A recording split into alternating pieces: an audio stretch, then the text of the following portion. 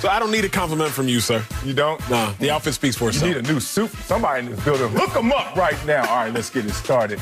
With a wild finish in Cleveland, Lamar Jackson left early in the fourth quarter with cramps, and the Ravens up by 6. Baker Mayfield's touchdown run will give the Browns a 1-point lead.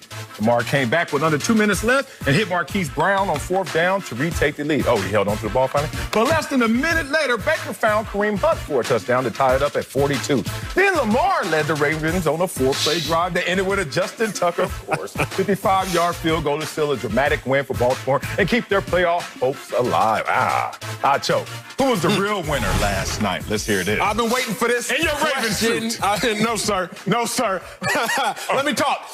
The real winner was the Cleveland Browns. The real winner was the Cleveland Browns, and I am so happy for the Cleveland Browns fans, happy for the dog pound, happy for the Browns faithful. Marcellus, think about this for 1 second. The Ravens winning got them closer to the playoffs. But the Browns competing the way they did got them closer to the Super Bowl. The Ravens winning got them closer to the playoffs, but the Browns competing the way they did got them closer to the Super Bowl. In football, you've said it, I've said it, anybody that's played at a high level knows it. You got to win 2 games. You have to win the game on the field, the game on the scoreboard, that is. But you always and you also have to win the game within your mind, the game within your head. Before you even get onto the field, you can't defeat yourself.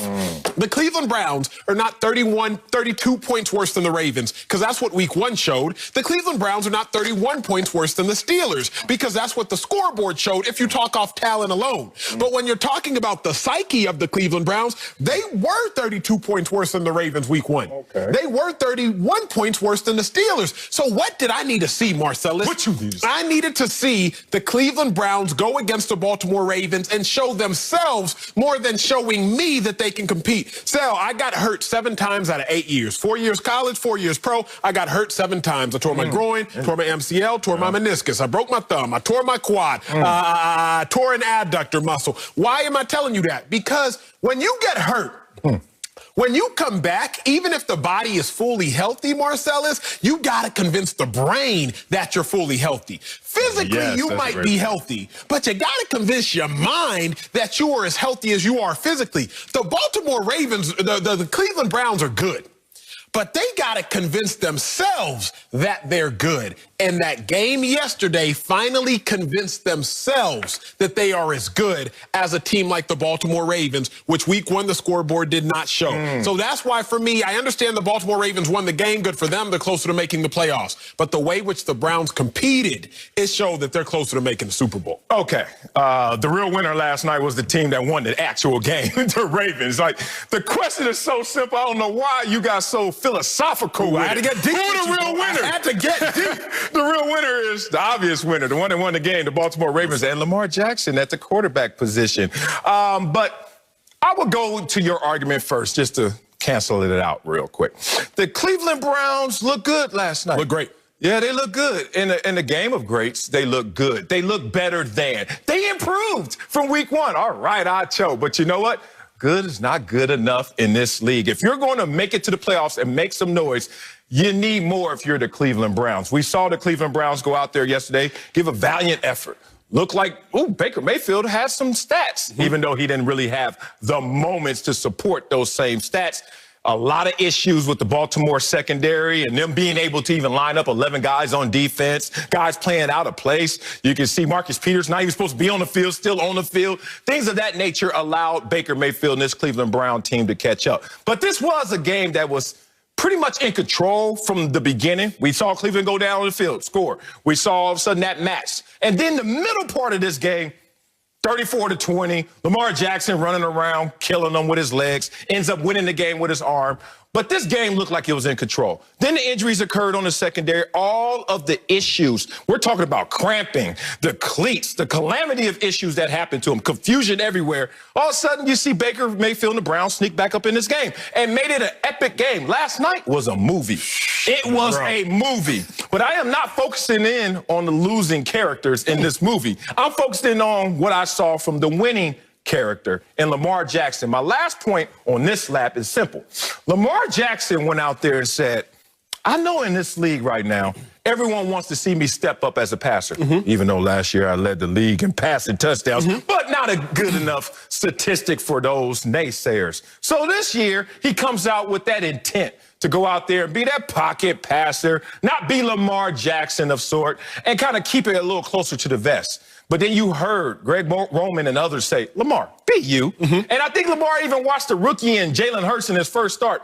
Be Jalen Hurts. Just run around. And I told you yesterday, what is the numbers on starting quarterbacks when they have 10-plus rushes in a game? 60 and 8. So let's go 61 and 8. Oh, we can't. You know why? Because Lamar didn't have 10 rushes. He only had 9 and 124 yards. He didn't even need a 10th one. But the point is, when they're zigging, you zag. Because we all know it's a numbers game in terms of commitment to stopping the run. And you have a numbers advantage when your quarterback runs. Lamar Jackson, Baltimore Ravens, the real winners of the game and the real winners of the night. I'm not mad at your take. It's just lazy. I'm not mad at it at all. I'm not mad at your take at all. It is just lazy. You mean I'm not digging for stuff? No, I don't have to dig, sir. I just have to do my homework. We get paid on this show, some more handsomely than others, although the other's more handsome. We get paid on this show to do work, Sal. So let's do work. Let's do work. Let's talk movies real quick. Did you ever see Batman's The Dark Knight Rises? Who's in it? Is that Bane? I think that was the Joker. That's the one with the Joker. Which Joker? The one that died after he died while he was filming it? Correct. Yeah, him. That was good. Heath Ledger, he lost in the movie. He did. The Joker lost. The Joker never really wins. Batman always wins. But Heath Ledger, the loser in that movie, he stole the show. He did. He stole the show. Even though he lost Marcellus Wiley in the movie, he stole the show. Again, for y'all Marvel fans, whatever fans, hopefully it's the Dark Knight. I don't really know. I just remember the Joker went crazy. We're going too deep. I told you not to dig. But he stole the show. What's my point, Sal? Baker Mayfield, even though he lost, he stole the show. 343 yards. 3 total touchdowns after he threw that interception, because he did throw an interception. I'm not going to act like Baker was without blemish. Don't act like that wasn't an afterthought. After he threw the interception, he went 12 for 15, 151 yards, 2 passing touchdowns and a rushing touchdown. Browns went down by 13 points, came back to take the lead in the fourth quarter. If not for the greatest field goal kicker of all time, that is Justin Tucker. Shout out to my Longhorn alum, same draft, same recruiting class. Shout out to my dog. If not for the greatest kicker kicking a 55-yarder, this would be a different story. Now, it's not a different story. I'm not going to sit here and act like it is. But here's my point, Sal. Stick to the script. The Ravens weren't going to win the AFC. The Ravens weren't going to win, excuse me, the Browns weren't going to win the AFC. The Browns weren't going to outdo the Chiefs. Right? You have I don't know, but the Pittsburgh Steelers, we thought the division was over. But even still. And the Steelers has come back to the Browns were going to be hard-pressed to even win the AFC North. Okay, now we're talking. They weren't going to win the AFC, hard-pressed to win the AFC North. So what could they have accomplished statistically yesterday? Minimal to nothing. Statistically, the Browns weren't really about to accomplish a lot, but what did they actually accomplish? Everything. Bro, I was in Cleveland 2012. I've told you this story. Let me tell y'all again. I get drafted there. After a long, grueling day of off-season training camp, off-season activities, our head coach, Pat Shermer, who had been with the Browns organization, he calls the whole team together. Bring it in. There it is. There it is. Bring it in. Bring it in, guys. Fists up, fists up, fists up. We all up there. He said, hey, gentlemen, if y'all continue to practice like this, if y'all continue to prepare like this, we'll look up at the end of the season, we'll be 13-3. We'll be 14-2. Everybody's kind of like, Wait, did you just say if we're perfect, we're still going to lose games? I'm thinking to myself, did he just try to hype us up but say, even if we're perfect, we're going to lose? Marcellus, you have to understand, if you've been in Cleveland, if you've practiced at 76 Lou Groza Boulevard, if you've been a Browns fan, you realize there is a losing mentality. You walk on the field against the Steelers and the Ravens and you're like, we can't even win. What I'm telling you is that mentality is no longer there based off the game yesterday. The mentality of Baker Mayfield being a losing quarterback, no longer there after the game yesterday. Congrats to the Ravens. They won on the scoreboard. But you know as well as I do, winning in the head, winning in your mind, it will be more important the next time around. I see what you're trying to do right here. You're using my take so I can support what you're saying. Don't make my good take using your take. The dual scoreboard is my take. Okay, it is. It's my take. Give me that. He stole my take. Damn it. And now you're trying to make me support it. It doesn't work all the time. It just works when I say my take. Now, right now, I caught you. What you do? You right now sound like so many losers out there in this world.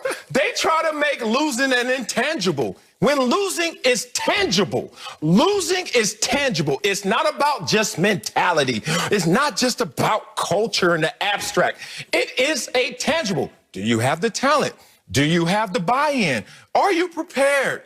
Did you execute? Tangible things that we can actually go out there and see results manifest. You try to make it about these abstract things. So in a losing performance, how in the hell do you now come to the realization that you're a winner? It makes no sense. Look, tell me if this is a losing opportunity for confidence as you try to make it.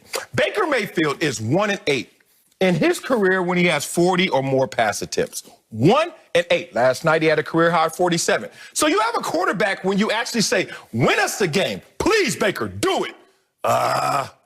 We tried it 9 times. How has that worked out? 1 victory. Tell me if this is a losing opportunity for confidence in a winning situation, as you tried to say. The team is now 3-3 when he throws a pick. Oh, did he throw a pick again last night?